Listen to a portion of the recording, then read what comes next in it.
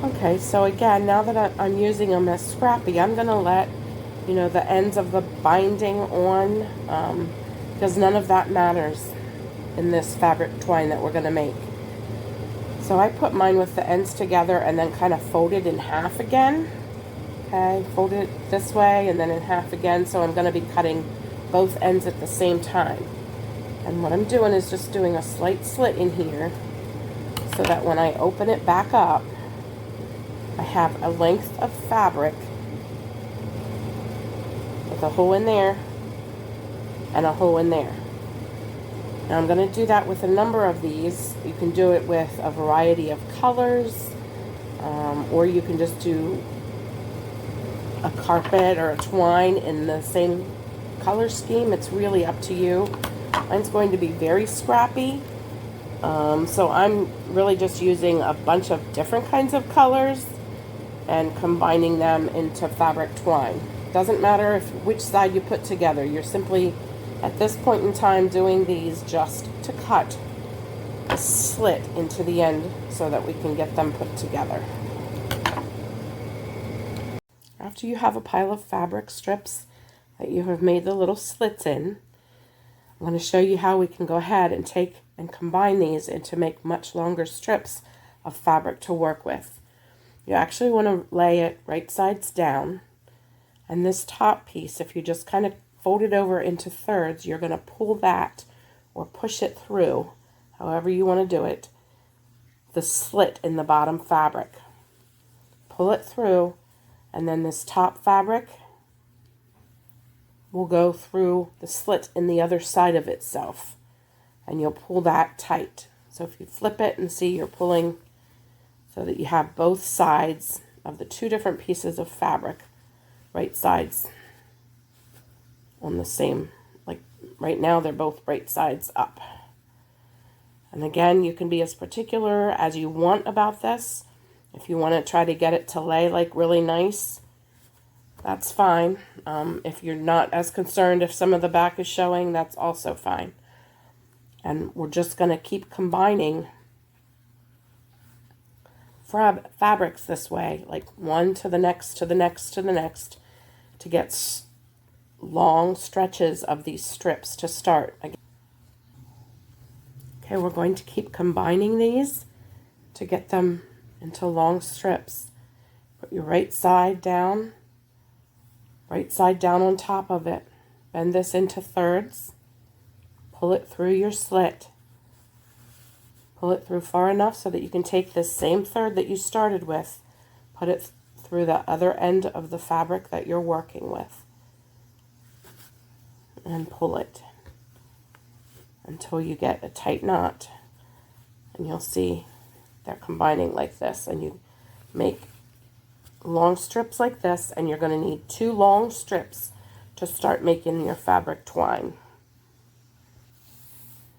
Okay, so you can see I have 2 long strips of fabric, and this is how you're going to do your twine. I'm going to hold both of them starting with my left hand. You can work whichever direction you feel more comfortable. This is just what works to me. Kind of fold them in half. Okay, lay them on top of each other, and this back piece I'm going to take and roll away from myself about 2 times, and then over the top of the one underneath. Okay, back piece away, over the top, so you're switching every other time. Back piece away from yourself about 2 times, rolling it over the top of the other fabric strip. Back piece away from yourself 2 times, and over the top and front over the other fabric strip.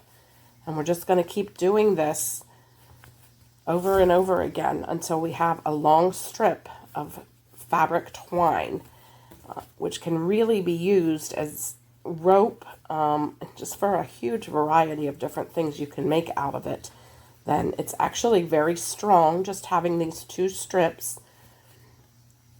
And if you wind it tightly, you'll find that it really stays together very well.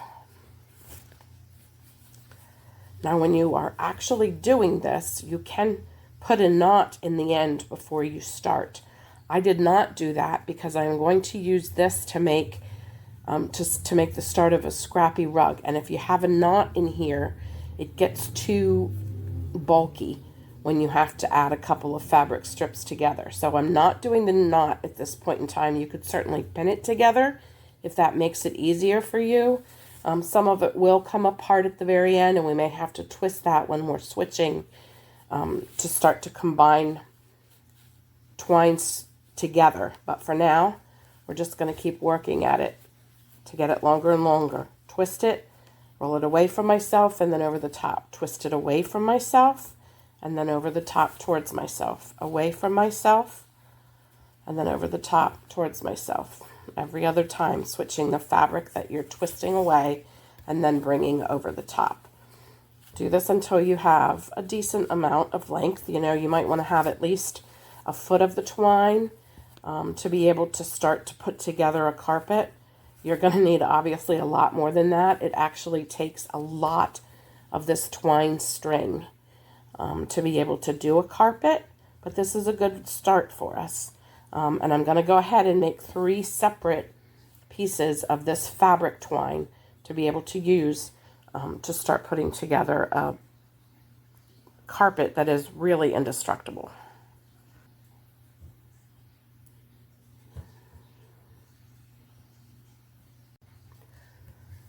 Okay, so I have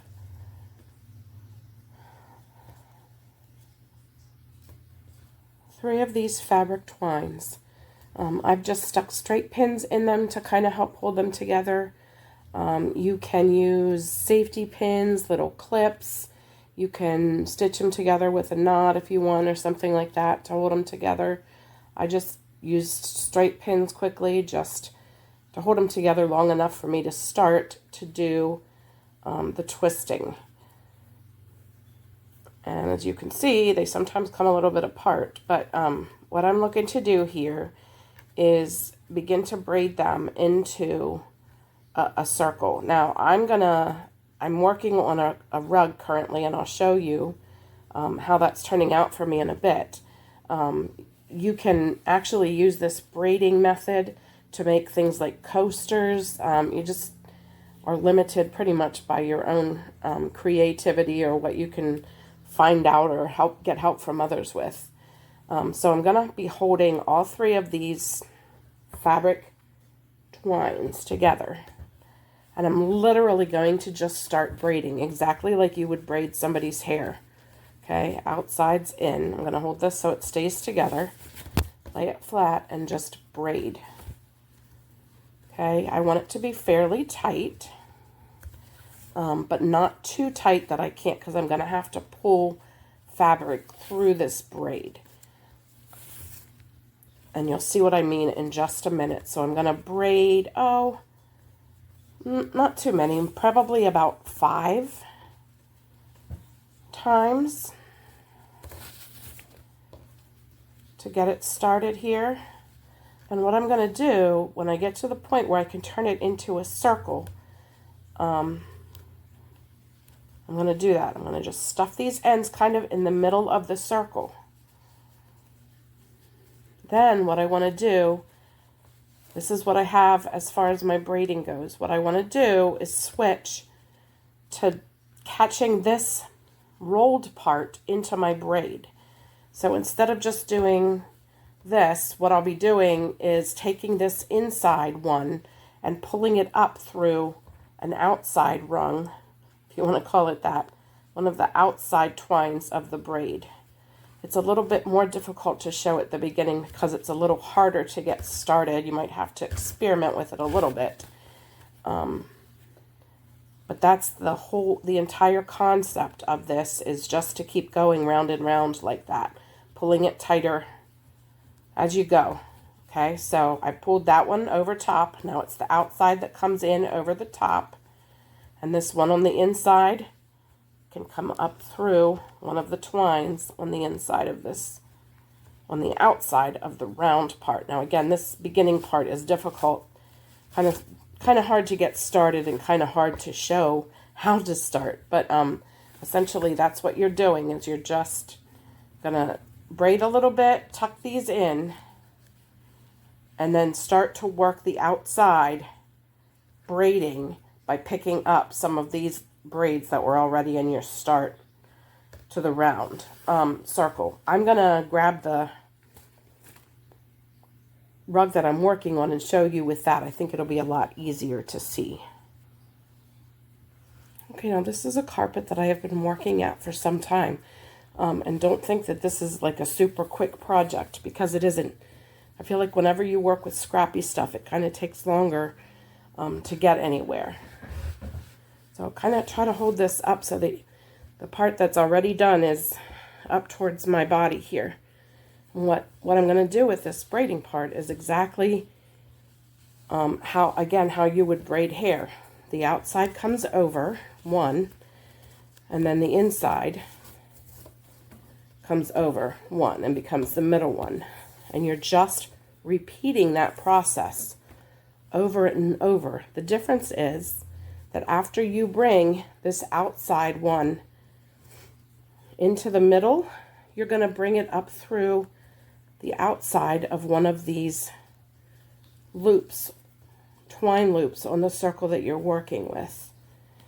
And essentially you want to be able to lay this flat as you're working, because sometimes you'll have to put two of these inside twines through the same loop to make sure that it lays flat, because you don't want it to get so tight. You know, obviously each time that you go around, the outside gets bigger and bigger. So to be able to have it to lay flat, you're going to have to double up in some of the spaces on the smaller one that you've already done. Okay, so now I've taken this, pulled it through this part of the carpet. I'm going to loop it over into the center. Okay, now the outside comes into the center.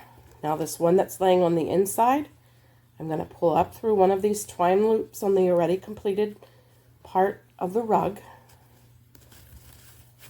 Pull it the whole way through, which means that you don't always necessarily want to work with super long pieces. You just add as you go. Pull it through, goes over the one into the center. Outside comes over the one into the center. This inside one will come up through the part of the carpet that you've already braided.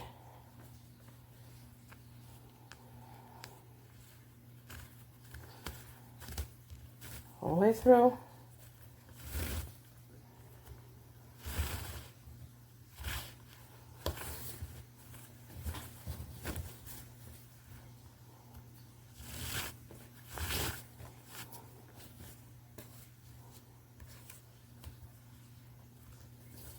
Goes into the center. And this is how you just keep going round and round and round. And you can see what you get is a braided rug that, like I said, is virtually indestructible.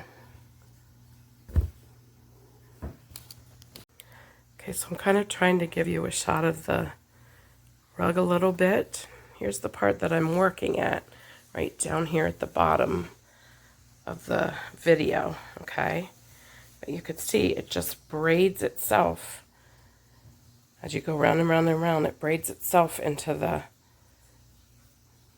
rug that's already been made. So there's no sewing involved. And it's going to be very difficult to get this to come apart. Again, no stitching to pull out, just braids that are braided in upon itself to make this very indestructible carpet. It's fairly heavy. Not the softest, because I just used like cotton material. I didn't use like t-shirt material. It would be a bit softer. But this is excellent for putting like right inside doors, that, you know, outside doors. I mean, it certainly you can do it. However, I just used a variety of colors. You could do it one color. Again, you could just make it into small circles to be used like as coasters. This one's going to go beside my bed. And I'm just going to put like one of those kind of like non-slip padding things under it, so that when I step on it, it's not going to go sliding across the floor. But that's what it's going to look like. And actually, it turns out very cool. It will take way more fabric than what you ever thought it was going to. And it does take a good amount of time. However, it's also a perfect project to work at while you're just watching TV or sitting and talking with your family. So happy scrapping, and I hope that somebody tries this and lets me know how it works for them.